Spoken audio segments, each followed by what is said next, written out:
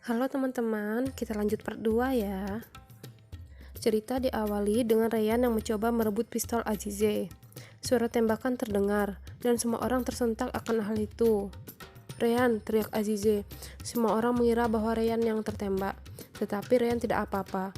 Pistol meletus tidak mengenai Rayyan maupun Azize. "Biarkan saya bunuh diri, saya pantas mati di alun-alun ini." "Ayo Rayyan pergi," kata Miran dan Hazar. Namun Rayyan tidak mau. Ia ingin mengatakan sesuatu pada Azize. "Apa kamu ingat apa yang kamu katakan kepada saya? Tidak mudah untuk mati. Kamu benar. Jika kamu benar-benar ingin dimaafkan, kamu harus hidup. Lihat aku belum mati.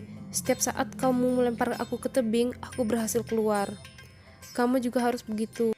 Kamu akan membayar dosa-dosamu. Kamu menghabiskan sisa hidupmu dengan menjadi orang baik. Kamu tidak akan mati, tidak semudah itu." Rayyan menjatuhkan pistol, lalu mereka pergi satu persatu. Azize terus menangis. Rayyan dan Melike sedang di dapur, mereka membahas tentang apa yang terjadi di rumah Sodoglu. Kemudian, datang Zehra. Handan mengatakan pada Melike, "Kamu terlalu polos, Melike. Coba pikirkan, mengapa Hazar membawa Dilsah ke rumah ini. Coba pikirkan." Zehra yang mendengar percakapan itu mengatakan bahwa Handan adalah orang yang tidak tahu malu untuk mengolok-olok rasa sakit orang lain. Handan mengatakan, "Sudah kuperingatkan dari awal, lihat hasilnya jelas sekarang. Kalau aku jadi kamu, maka aku akan sedikit mendengarkan nasihat orang." Melike berkata kepada Zehra untuk jangan mendengarkan Handan. Zehra pun pergi. "Kamu berada di tempat yang kamu inginkan, Azize. Tapi jangan mengira kegilaan ini akan berakhir. Saya tahu semua yang kamu sembunyikan. Kamu tidak diizinkan untuk mati. Kamu diuji dengan keluargamu satu persatu," ucap Fusun kepada Azize. Nasuh pun mengusir Fusun. Fusun menjawab, "Saya akan pergi." "Nasuh, pahami siapa temanmu dan siapa musuhmu." Akhirnya Fusun pun pergi. Nasuh menghampiri Azize. "Pergi Nasuh," kata Azize. "Aku tidak bisa meninggalkanmu seperti ini," kata Nasuh. "Kamu harus pergi agar mereka tidak mencurigaimu." Nasuh pun beranjak pergi dan menengok ke Azize. Gonul mendatangi Azize, namun Azize menyuruh Gonul untuk pergi. "Aku tidak bisa meninggalkanmu, Nenek." Azize berkata bahwa dia tidak punya tempat untuk pergi. "Firat, bawa Gonul pergi dari sini," pinta Azize. "Azize benar, Gonul. Kita harus bersama Miran sekarang, tidak di sini," kata Firat.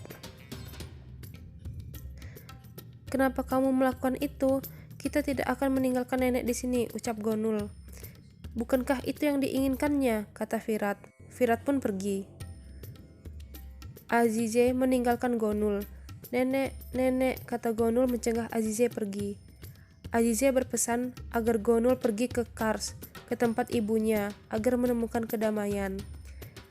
"Nenek, nenek, jangan pergi, jangan mati," kata Gonul, sambil mengejar mobil Azize. Azad menghampiri Gonul. "Azad, nenekku akan mati," kata Gonul. Rayyan memanggil Miran. Miran marah pada Rayyan karena Rayyan hampir terluka karena berebut pistol dengan Azize. "Apa kau mempercayai Azize? Dia berperan sangat bagus di depan penonton. Bagaimana kamu bisa mempercayainya? Aku seperti akan gila saat melihatmu menempatkan diri dalam bahaya. Dia sedang mempersiapkan permainan baru," kata Miran yang marah kepada Rayyan. Dilsah dan ibunya sedang mengingat masa lalu yang bahagia. Tiba-tiba ada yang mengetuk pintu. Dilsah pun terkejut dan takut kalau itu Azize. "Jangan buka pintunya, Ibu. Aku mohon," pinta Dilsah pada Sukran. Ternyata yang mengetuk adalah Miran. "Ibu, buka pintunya." "Tidak, tidak. Itu bukan Miran. Ini pasti rencana Azize," kata Dilsah. "Ibu, buka pintunya. Biar aku melihat wajahmu dan memelukmu. Apa kamu ingat, saat masih kecil kamu membawaku ke ayunan. Saat kamu menyanggul rambut, aku merusaknya. Aku ingat, Ibu. Ibu, saya tidak akan pergi." Miran pun terduduk. Hazar menasihati Miran agar memberi Dilsah waktu. "Aku putranya, Ayah. Mengapa aku tidak bisa melihatnya?"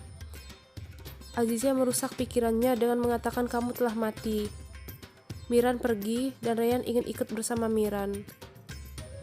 Hazar menyalahkan Nasuh kenapa Nasuh tidak menolong Dilsah saat tertembak. Nasuh bilang kalau Dilsah sudah tidak bernapas lagi saat itu dan badannya sedingin es. Aku tidak tahu kalau dia masih hidup, kata Nasuh. Virat dan Fusun pulang ke rumah Aslambe. Esma menanyakan di mana Azize. Fusun menjawab, tidak perlu khawatir, dia membayar harga untuk apa yang dilakukannya. Fusun menyuruh Esma untuk membuat kopi. Virat marah dan mengatakan, kamu siapa? Esma adalah ibuku, nyonya rumah ini. Kamu siapa? Apa kamu menyuruh nyonya rumah untuk melayani tamu? Ucap Virat kepada Fusun. Nyonya rumah, Fusun mempertanyakannya. Kamu dan aku memiliki darah yang sama. Bersikaplah hormat saat berbicara padaku. Penghormatan diberikan kepada mereka yang pantas mendapatkannya, Nyonya Fusun. Jika kamu ingin tinggal di rumah ini, maka kamu harus menaruh rasa hormat. Aku memiliki banyak hotel dan rumah yang tak terhitung. Aku bisa tinggal di mana saja yang aku mau. Tapi bukan karena itu. Ini adalah rumah ayahku, kata Fusun. Anda salah. Rumah ini adalah aset Aslambe, milikku. Bukan ayahmu, baik di atas kertas ataupun hukum. Ini adalah milikku dan Gonul, kata Virat kepada Fusun. Fusun terus memprovokasi. Virat hampir marah tetapi dihentikan oleh Esma. Bagus, bagus, ajari anakmu Esma, kata Fusun. Kamu harus berlindung dari Azize, bukan dariku. Esma berkata, Azize itu buruk, tapi kamu juga orang yang jahat. Tidak ada di sini yang menghormati Anda, bahkan anakmu pergi juga. Kamu begitu dibutakan oleh kebencian, bahkan kamu tidak melihat pada anakmu, ucap Esma kepada Fusun. Akhirmu akan lebih buruk daripada Azize, tambah Virat. Fusun tersentak dan kesal dengan perkataan Esma dan Virat. Ia pun pergi. Di hotel ada Yaren dan Harun. Yaren mengatakan jika kamu mau, kita bisa memiliki keluarga yang nyata. Kamu tidak pernah menyerah kepada saya. Kamu bahkan melawan ibumu. Aku tahu bahwa kamu sangat mencintaiku. Zehra mengatakan pada Hazar untuk tidak menyalahkan Nasuh. Nasuh telah berkata jujur, tidak ada yang disembunyikannya, kata Zehra. Hazar yang masih merasa marah menanyakan, lalu apa yang kamu sembunyikan dariku, Zehra? Bagaimana kamu bisa memberitahu Dilsah kalau ibunya meninggal? Kamu menyakiti Dilsah. Apa dia memberitahumu, Hazar? Tanya Zehra. Kamu sendiri yang mengatakannya. Aku mendengar dari mulutmu. Aku mendengar dari depan pintu. Bagaimana kamu bisa melakukan itu, Zehra? Zehra menangis dan mengatakan kalau dia tidak ingin menyakiti Dilsah. Saya hanya ingin dia pergi. Kemana dia akan pergi, kata Hazar. Dia belum bertemu dengan ibunya ataupun putranya. Bukankah kamu seorang ibu? Bagaimana kamu bisa melakukan itu kepada ibu lain? Zehra mengatakan Miran bukanlah satu-satunya anakmu, Hazar. Sejak kamu tahu Miran adalah putramu, kamu tidak pernah memperhatikan Gul ataupun Bahar. Kamu tidak pernah menanyakan kondisi saya. Semua orang membicarakan tentang legenda cinta Hazar dan Dilsah. Kenapa kamu membawa Dilsah ke rumah ini? Apa kamu pernah memikirkan saya akan sedih dan terluka? Siapa yang mengatakan itu? Tanya Hazar. Apa kamu cemburu kepada Dilsah? Saya membawanya ke sini itu karenamu.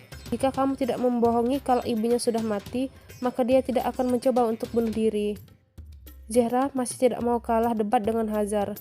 Cekcok mereka sampai terdengar keluar oleh Nasuh, Cihan, dan Handan. Di lain sisi, ada Azize yang pergi ke pinggir tebing. Apakah yang akan terjadi pada Azize? Kita tunggu di part selanjutnya ya. Dadah!